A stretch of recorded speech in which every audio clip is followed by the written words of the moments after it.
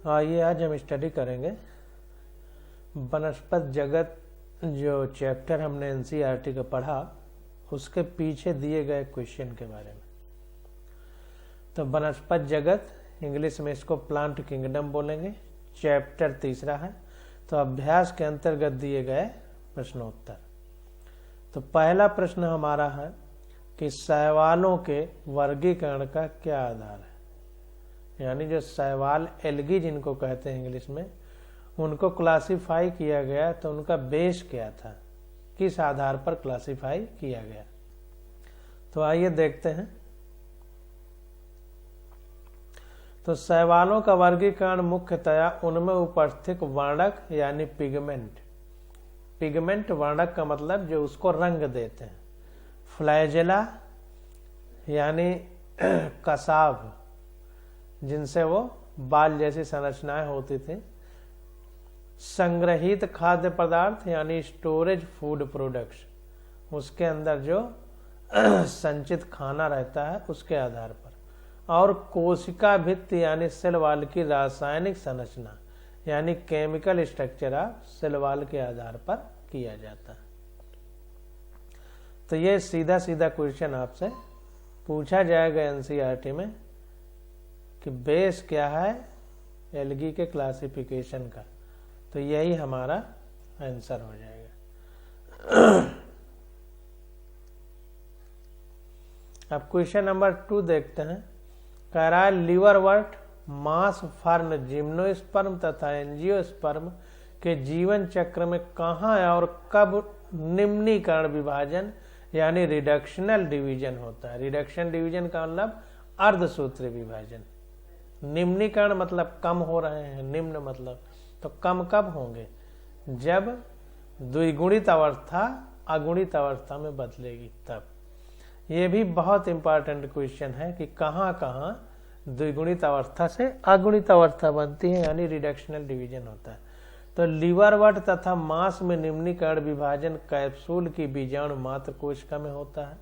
Fern में निम्नीकरण विभाजन स्पोरेंजिया की बीजाणु मात्र कोशिका यानी स्पोर मदर सेल में होता है।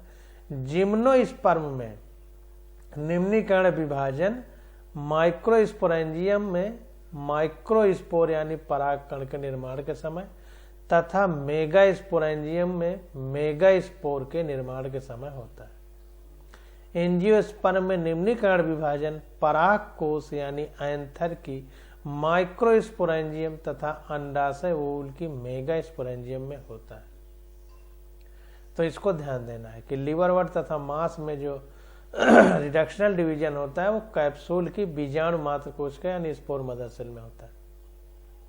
फर्न में स्पोरेंजिया की स्पोर मदर सेल में।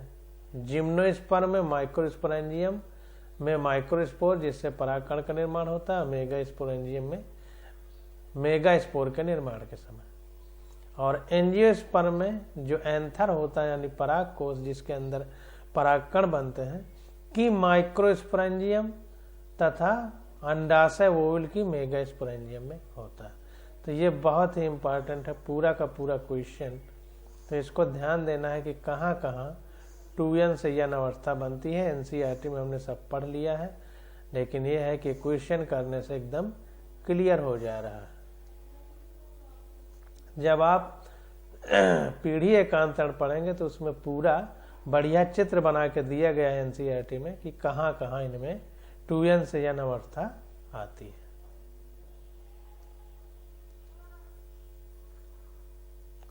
अब प्रश्न संख्या 3 देखते हैं।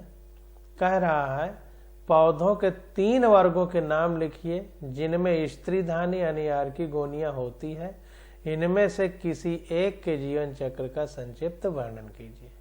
तो पौधों के 3 वर्गों के नाम लिखना है जिनमें स्त्रीधानी यानी आर्किगोनियम होते हैं यानी मादा जनन अंग होता है।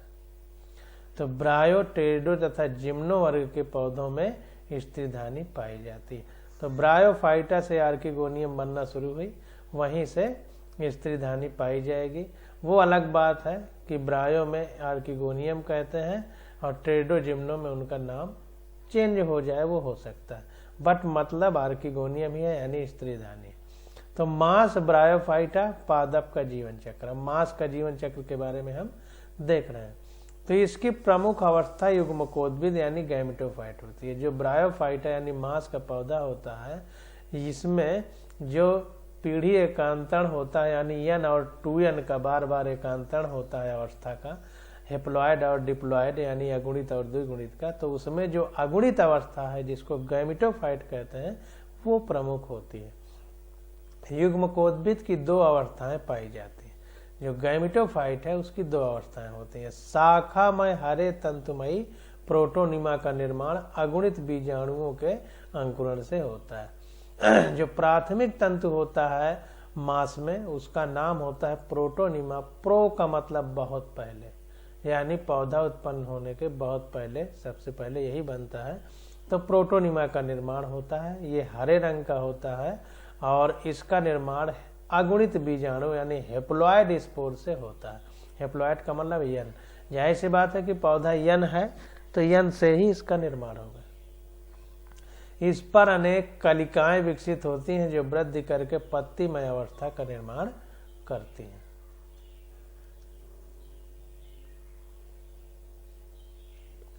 पत्तीमय अवस्था पर नर तथा मादा जननांग समूह के रूप में बनते हैं। तो जो पत्तीमय शाखा हो, पत्तीमय अवस्था होती है उसमें नर तथा मादा जननांग समूह के रूप में बनते हैं। नर जननांग को पुंगधानी यानी एंथ्रीडियम कहते हैं तथा मादा जननांग को स्त्रीधानी यानी आर्किगोनियम कहते हैं। पुंगधानी में द्विकशाभिक पुंगमणु यानी एंथ्रोजॉइड तथा स्त्रीधानी में ओवम बनता है यानी अंडाणु बनता है। तो जाहिर सी बात है कि पुंगधानी का मतलब पुरुष वाला पार्ट, स्त्रीधानी का मतलब स्त्री वाला पार्ट। तो पुरुष वाले पार्ट में हमारा द्विकशाभिक पुंगमणु यानी डबल फ्लैजिलेटेड एंथ्रोजॉइड बनता है और स्त्रीधानी में अंडाणु बनता है। अब आगे देखते हैं, निषेचन जल की उपस्थिति में होता है। जो फर्टिलाइजेशन होता है यानी पुंगमणु और अंडाणु का जो मिलन होता है जिसको निषेचन कहते हैं, तो वो पानी की उपस्थिति में होता है। पुंगमण तथा अंडाणु संलयन के फलस्वरूप यानी पुंगमण और जो अंडाणु है वो सिनगैमी के फलस्वरूप यानी इनके जो जनन द्रव्य है आपस में मिलने के फलस्वरूप द्विगुणित युग्मनज बनते हैं। जैसे बात पुंगमणु हमारा यन है, अंडाणु भी हमारा यन है, मिलेंगे तो 2n हो जाएंगे यानी द्विगुणित हो जाएंगे। तो द्विगुणित जाइगोट यानी युग्मनज बनता है जिसको यहाँ पर ऊस्पोर बोलते हैं। तो स्पोर बनते हैं। युग्मनज से वृद्धि तथा विभाजन द्वारा द्विगुणित बीजाणु उद्भिद का निर्माण होता है। तो अब चूंकि युग्मनज 2n है तो इसका जब विकास होगा तो 2n अवस्था ही बनेगी और 2n अवस्था को स्पोरोफाइट या बीजाणु उद्भिद कहते हैं। यह युग्मकोद्भिद पर अपूर्ण परजीवी होता है। यह क्या होता है कि जो युग्मकोद्भिद यानी गैमेटोफाइट है n अवस्था है उसके ऊपर लगा रहता है और अपूर्ण परजीवी यानी पार्शियल पैरासाइट होता है। इसमें क्लोरोफिल पाया जाता है तो अपना खाना बना लेता है, लेकिन जल और खनिज पदार्थ चूंकि इसमें जड़ नहीं है, गैमेटोफाइट के ऊपर है, तो उसी से प्राप्त करता है। इसलिए इसको अपूर्ण परजीवी कहते हैं कि खाना तो अपना बना लेता है लेकिन पानी और खनिज पदार्थ गैमेटोफाइट से प्राप्त करता है। और इसमें 3 भाग होते हैं बीजाणु उद्भिद यानी स्पोरफाइट में, फूट, सीटा और कैप्सूल। नीचे वाला भाग फूट होता है, बीच वाला सीटा, ऊपर जिसमें स्पोर होते हैं वो कैप्सूल कहलाता है। अब यहाँ पर देखिए जो फ्यूनेरिया यानी मांस के जीवन चित्र का रेखा चित्र दिया गया है जीवन चक्र का। तो इसमें हमने बताया था कि 2n यानी द्विगुणित क्रोमोसोम वाली अवस्था को स्पोरोफाइट बोलते हैं, ये देखिए। और अगुणित अवस्था यानी जिसमें n क्रोमोसोम होते हैं, यहाँ पे n की जगह x लिखा है, तो उस अवस्था को हम गैमेटोफाइट कहते हैं। अब देखिए इसमें देखते हैं तो देखिए जो कैप्सूल होता है, यहाँ से देखते हैं जो ऊस्फियर होता है। ऊस्फियर का मतलब जो अंडाणु होता है, एंथ्रोजॉइड का मतलब जो शुक्राणु होता है आदमी के हिसाब से। बाकी उसमें क्या होगा, ये एंथ्रोजॉइड है जिसको कसाब बोलते हैं, और ये ओवम है जिसको अंडाणु बोलते हैं, वो स्फीयर। तो ये भी यन है, ये भी यन है। इसमें सिनगैमी यानी इनके जो है जनन द्रव्य का मिलन होता है, उसको सिनगैमी कहेंगे या निषेचन, बाहरी अवस्था निषेचन, और अंदर के नर और मादा जनन अंग का मिलना फर्टिलाइजेशन है, या उनके जनन द्रव्य का मिलना सिनगैमी है। तो जब मिलते हैं तो यन और यन मिलकर 2n हो जाते हैं। तो यहाँ से ये 2n अवस्था शुरू होती है, यानी द्विगुणित, यानी स्पोरोफाइट जिसको बोलते हैं। देखिए 2x लिखा है, 2n कहें या 2x एक ही बात। तो यहाँ पर ऊ स्पोर बन जाता है, जिसको जाइगोट भी कहते हैं, यानी भ्रूण, जाइगोट। और इस जाइगोट में डिवीजन होकर एम्ब्रियो बनता है, जिसको भ्रूण कहते हैं। ये स्फीयर या जाइगोट। तो इसमें विभाजन हो करके बहुत सारी, एक कोश की होता है, इसमें बहुत सारी कोशिकाएं बनते हैं। इसके बाद ये पौधे जैसा रूप ले लेता है, जिसको स्पोरोफाइट कहते हैं।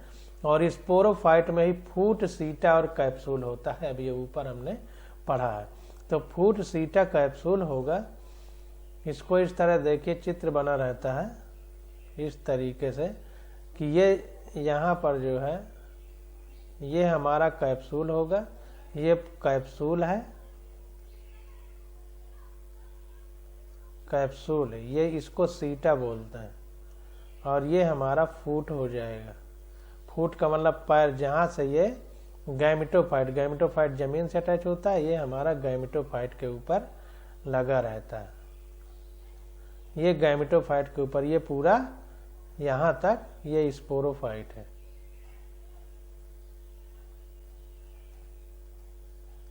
ये स्पोरोफाइट है, ये गैमेटोफाइट है। तो इसके स्पोरोफाइट के 3 भाग है, कैप्सूल, सीटा, फूट, यानी फूट, सीटा और कैप्सूल। कैप्सूल ही मेन पार्ट होता है, बाकी कोई मतलब नहीं है कैप्सूल में ही। तो देखिए कैप्सूल में ही स्पोर मदर सेल होती है, और स्पोर मदर सेल यानी बीजाणु मात्र कोशिका, मात्र का मतलब माता। तो उसमें मियोसिस यानी अर्धसूत्री विभाजन जब होता है तो स्पोर बन जाते हैं, यानी बीजाणु। तो स्पोर बन गए।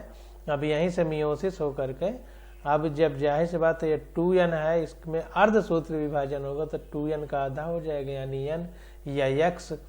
तो ये स्पोर बन जाते हैं जिनमें गुणसूत्रों की संख्या आधी हो जाती। तो ये यन हो गया। तब यन अवस्था से अब गैमेटोफाइटिक अवस्था आ गई, यन वाली, इसीलिए यक्स लिखा है या यन लिख सकता है।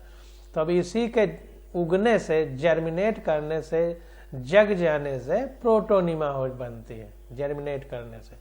तो प्रोटोनिमा में छोटी सी जब होती है तो उसमें कली होती हैं, कली में मास लीफ प्लांट होता है, जिसमें मास पत्तियां भी होंगी, और उसी में एक तरफ एंथ्रीडियम लगी रहती है, एक तरफ आर्चिगोनियम। तो एंथ्रीडियम हमारा पुंगमणु है, यानी नर जनन भाग है, और आर्चिगोनियम स्त्रीधानी है, यानी मादा जनन भाग है। तो इसी स्त्रीधानी में वो स्फीयर होता है, अंडाणु, और इसी एंथ्रीडियम में हमारा एंथ्रोजॉइड होता है, यानी शुक्राणु वाला पार्ट, जिसको कसाब बोलते हैं, कसाब, शुक्राणु जो भी बोले। तो अब ये दोनों में फिर से जब सिनगैमी या फर्टिलाइजेशन होता है तो फिर 2n अवस्था शुरू हो जाती है। अब देखिए कह रहा है संपुट के बीजाणु कोष्ठ, संपुट का मतलब कैप्सूल। तो कैप्सूल के बीजाणु कोष्ठ में स्थित द्विगुणित बीजाणु मात्र कोशिकाओं, अभी हमने पढ़ा था कि स्पोर मदर सेल, तो वो द्विगुणित 2n होती हैं, में से अर्धसूत्री विभाजन द्वारा, फिर उनमें मियोसिस होता है। मियोसिस को हिंदी में अर्धसूत्री विभाजन कहते हैं। तो बीजाणु मात्र कोशिका जो 2n थी उसमें आधा कर देंगे तो n बचती है, यानी अगुणित अवस्था आ जाती है। तो बीजाणु मात्र कोशिका से अर्धसूत्री विभाजन द्वारा अगुणित स्पोर बनते हैं, तो n वाले स्पोर बनते हैं। संपुट यानी कैप्सूल के स्फुटन से यानी फट जाने से बीजाणु मुक्त हो जाते हैं। बीजाणुओं का प्रकीर्णन वायु द्वारा होता है। तो जो स्पोर होते हैं इनका जो प्रकीर्णन होता है, स्कैटरिंग होती है, मतलब बिखर जाते हैं वायु में, वातावरण में, ये वायु द्वारा होता है। अनुकूल परिस्थितियां मिलने पर बीजाणु अंकुरित होकर तंतु रूपी स्वपोषी प्रोटोनिमा बनाते हैं। तो जब वो अनुकूल परिस्थितियां आती हैं तो यही बीजाणु उग जाते हैं जमीन में, और पहला स्टेज प्रोटोनियम बनाते हैं, जो स्वपोषी होती है, ऑटोट्रोपस होती है, अपना खाना स्वयं बनाती है, क्योंकि हरे रंग की होती है तो प्रकाश संश्लेषण कर सकती है।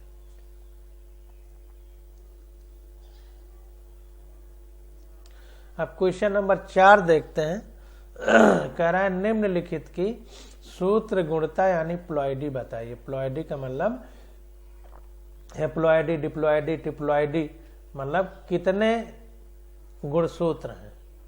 तो मांस की प्रथम तंतु कोशिका, तो मांस की प्रथम तंतु कोशिका गैमेटोफाइट होती है, यानी यन वाली अवस्था होती है, इसलिए मांस की प्रथम तंतु कोशिका अगुणित यानी हेप्लॉइड होती है। एक्स क्रोमोसोम होंगे, मतलब यन नंबर वाले।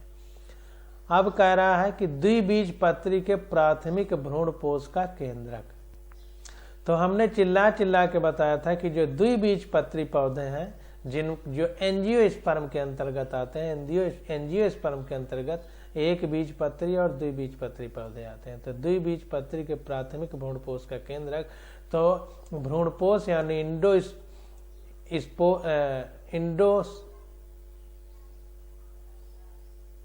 इम्ब्रियोसैक, भ्रूणपोष का मतलब इम्ब्रियोसैक।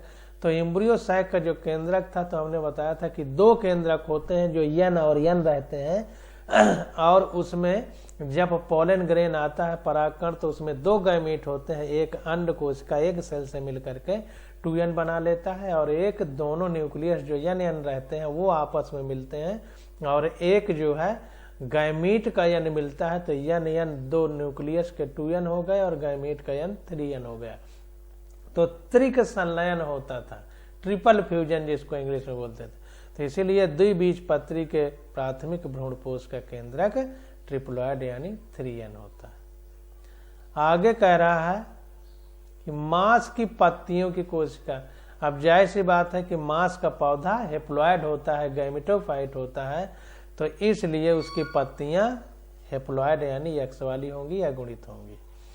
आगे कह रहा है कि फर्न के प्रोथैलस की कोशिकाएं, फर्न के प्रोथैलस, तो फर्न का जो प्रोथैलस होता है वो भी अगुणित होता है यानी हेप्लॉइड होता है, क्योंकि प्रोथैलस हेप्लॉइड होता है, पान के पत्ते की तरह होता है।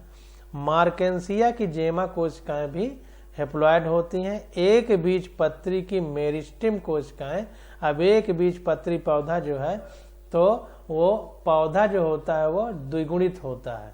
तो जाहिर सी बात है कि द्विगुणित पौधे की जो मेरिस्टेम की कोशिकाएं होंगी वो भी द्विगुणित होंगी। लीवरवर्ट का अंडाशय, लीवरवर्ट मांस के अंतर्गत आता है, तो लीवरवर्ट का जो अंडाशय हो गए, अंडाशय हमारा यन होगा, अगुणित होगा।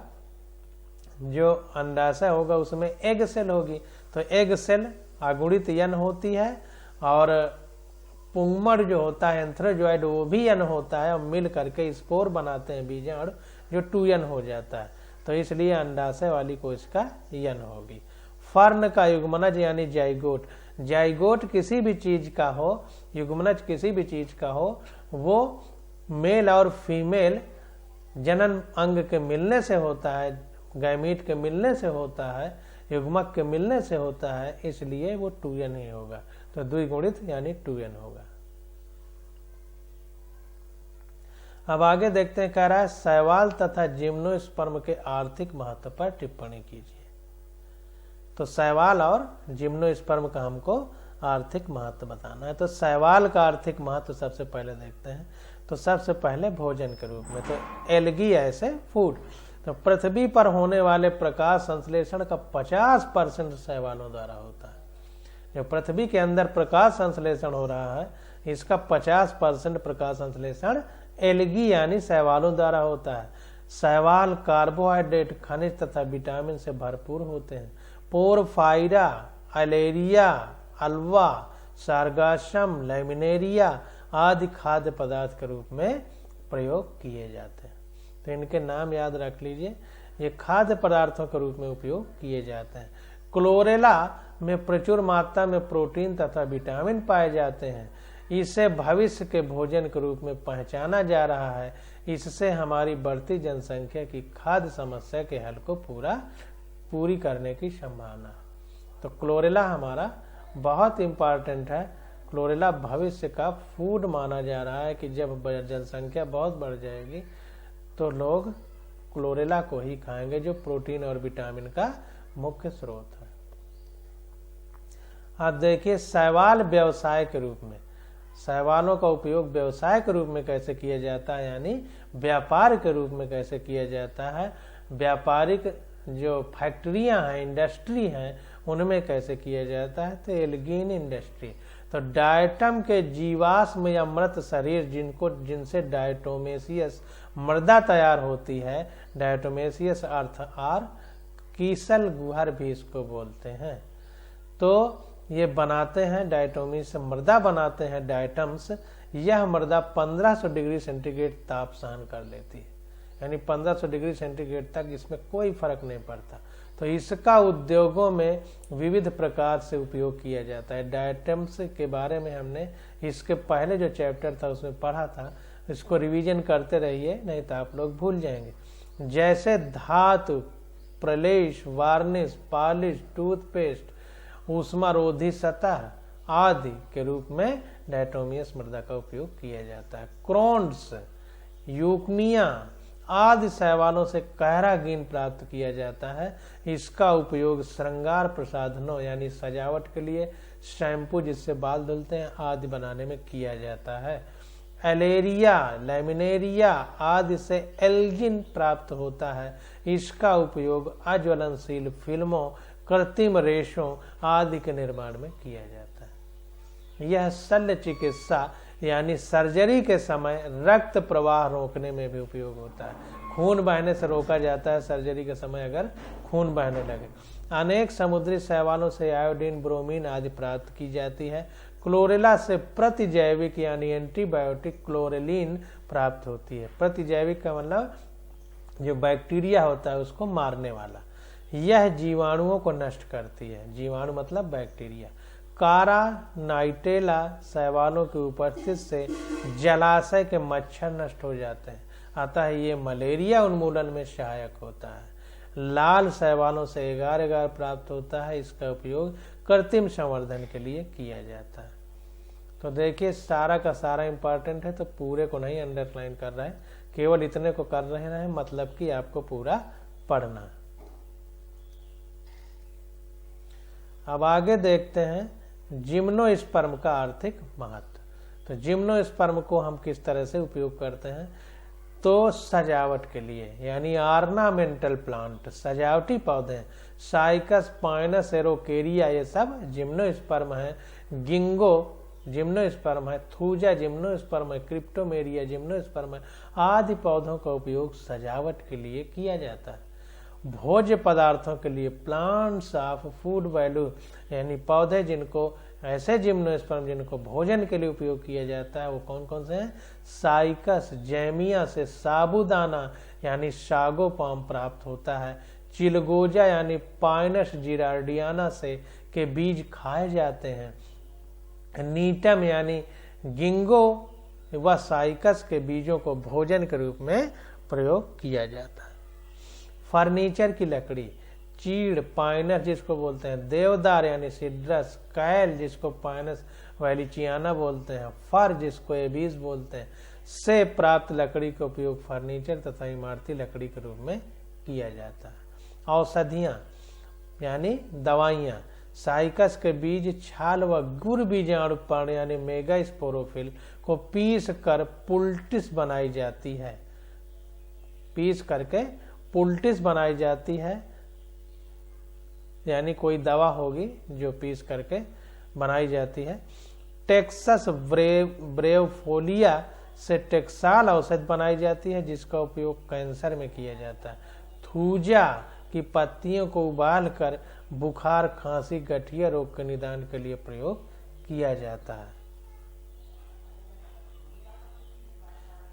एबीस बाल्सेमिया, एबीस बाल्सेमिया जो है से कनाडा बाल्सम, यूनिपेरस से सिडार उडायल, पाइनस से तारपीन का तेल प्राप्त होता है, जो सब औषधियों के लिए उपयोग में आते हैं।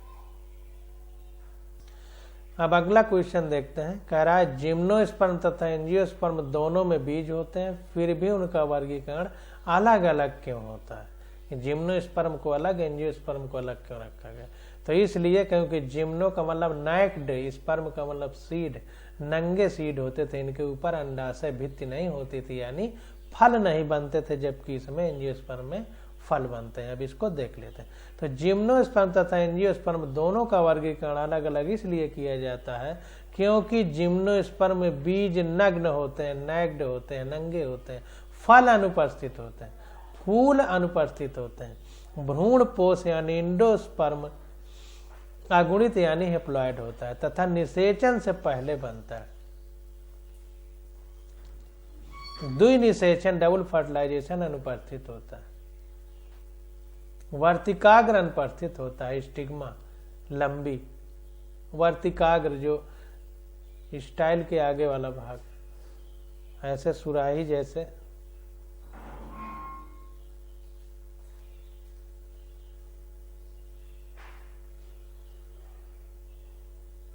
ऐसे होता था, ऐसे लगा रहता था। तो ये हमारा ओवरी हो जाता था, ये हमारा लंबा भाग स्टाइल कहलाता था, और ये स्टिग्मा यानी वर्तिकाग्र। तो यहीं पर परागकण आके बैठता था और यहीं से लंबी नली बनती थी जिससे दोनों गैमेट जाकर के अंडे से, यहाँ पर अंडा रहता था, उससे मिलते थे, तो उसी को वर्तिकाग्र बोलते हैं। तो ये सब अनुपस्थित होता है किसमें? जिम्नोस्पर्म में। तथा स्त्री धानी आर्किगोनिया पाई जाती है, जबकि एंजियोस्पर्म के बीज फल से घिरे हो रहते हैं, फूल उपस्थित रहते हैं, भ्रूण पोष त्रिगुणित यानी टिप्लॉइड होता है। हमने बताया था त्रिक संलयन डबल फर्टिलाइजेशन होता है तथा द्विनिषेचन के पश्चात बनता है, यानी डबल फर्टिलाइजेशन जब होता है उसके बाद बनता है। दो केंद्रक होते थे जो द्वितीय केंद्रक एन वो मिलते थे, और एक गैमेट तो 3n बनता था, एनसीईआरटी में हमने पढ़ा था। वर्तिकाग्र यानी स्टिग्मा पाया जाता है तथा स्त्री धानी यानी आर्किगोनियम नहीं पाई जाती है। तो स्टिग्मा तो पाया जाता है लेकिन आर्किगोनियम नहीं पाई जाती है, किसमें? एंजियोस्पर्म में। अब क्वेश्चन नंबर 7 देखते हैं। कह रहा है विषम बीजाणुकता, इसको इंग्लिश में हेट्रोस्पोरी कहते हैं, इसकी सार्थकता पर संक्षिप्त टिप्पणी लिखिए। इसके 2 उदाहरण दीजिए। तो विषम बीजाणुकता का मतलब नाम से ही पता है कि विषम होंगे सारे बीजाणु, समान नहीं होंगे। तो एक पौधे में 2 प्रकार के बीजाणु हैं, छोटा माइक्रोस्पोर तथा बड़ा मेगा स्पोर की उपस्थिति विषम बीजाणुकता यानी हेट्रोस्पोरी कहलाती है। तो इसको समझिए। हमने बताया था कि विषम का मतलब सम ना हो, उनके शरीर की छोटा बड़ा हो, मतलब बराबर ना हो, तो विषम बीजाणुकता कहेंगे। यह कुछ टेरिडोफाइट जैसे सिलेजनेला, साल्विनिया, मार्सिलिया आदि में तथा सभी जिम्नोस्पर्म एंजियोस्पर्म में पाई जाती है। तो कुछ टेरिडोफाइट तथा सारे जिम्नो एवं एंजियोस्पर्म में ये हेट्रोस्पोरी यानी विषम बीजाणुकता पाई जाती है। विषम बीजाणुकता का विकास सर्वप्रथम टेरिडोफाइट में हुआ था। तो हेट्रोस्पोरी की शुरुआत कहाँ से हुई थी? टेरिडोफाइट से। विषम बीजाणुकता बीज निर्माण प्रक्रिया की शुरुआत मानी जाती है। जो विषम बीजाणुकता है, यह जो है विषम बीजाणुकता बीज निर्माण प्रक्रिया की शुरुआत मानी जाती है, जिसके फलस्वरूप बीज का विकास होता है। तो इसको भी हाईलाइट कर लीजिए। विषम बीजाणुकता ने नर एवं मादा युग्मकोद्भिद के विभेदन में सहायता की तथा मादा युग्मकोद्भिद जो मेगा स्पोरेंजियम यानी गुर बीजाणु के अंदर विकसित होता है की उत्तरजीविता बढ़ाने में सहायता की। तो कुल मिलाकर के विषम बीजाणुकता का मतलब है कि नर और मादा जननांग जो होंगे उनमें आकार में अंतर होगा, विषम होंगे आकार में, इसीलिए उनको हेट्रोस्पोरी या विषम बीजाणुकता कहते हैं। तो आज बस यहीं तक। अब आगे हम लोग अगले लेक्चर में स्टडी करेंगे।